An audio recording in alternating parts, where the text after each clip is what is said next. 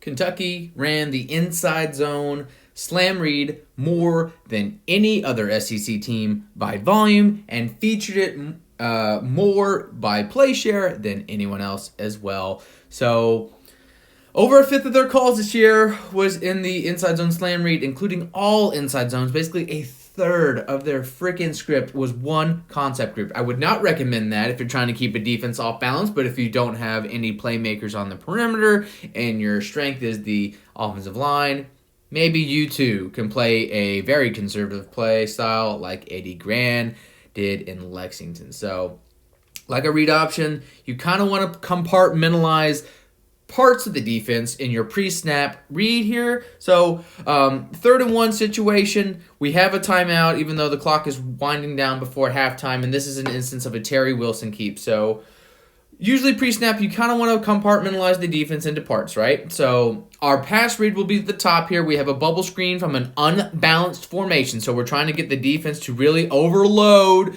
to where to opposite side of where the run is going to help with our play side numbers. Kentucky did this a lot to help manufacture fronts because obviously when they're run first, people knew they were going to run the ball. They kind of had to get a little creative on minimizing box counts against them. So again, top of the screen, we're going to have our pass, the little bubble screen. We have 4-on-4, so all of our guys are going to be blocking with one guy running a little bubble. You can even argue it was open on this play, but whatever. It does its job of pulling out a defender.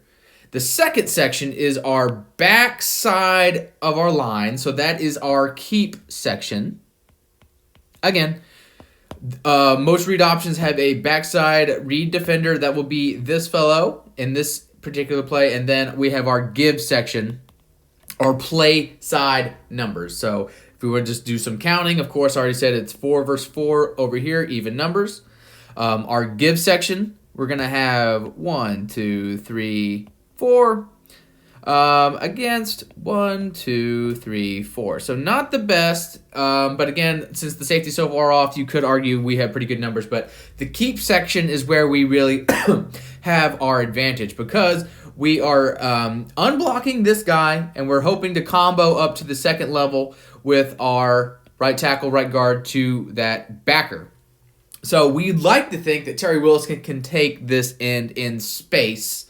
And again, that's exactly what happens. I said it's a keeper. It's going to go for a touchdown. So we'll let this play out. And so pre-snap, we're either probably, we have a lot of different ways we want to go with it. Because, again, we have numbers to both our give and our pass. And because how the safeties are playing deep, and if they're responsible for our bubbler and our ball carrier, well, that's a whole lot of ground to make up. But again, because of how this defender gets his shoulders turned and how the bubble screen influences this defender outward, there is a nice, massive run lane for Terry Wilson to keep. And even his hesitant ass couldn't pass up this opportunity. So again, he crashes down hard, turns his shoulders, and he flies out, like I just said. So even though we might have had an idea of where we wanted to go pre-snap, again, all of our linebackers are flowing towards our play side B-gap and the Red Sea parts. Terry Wilson keeps, turns on the juice, makes a safety miss with a nice break towards the sideline, and runs in for the easy score.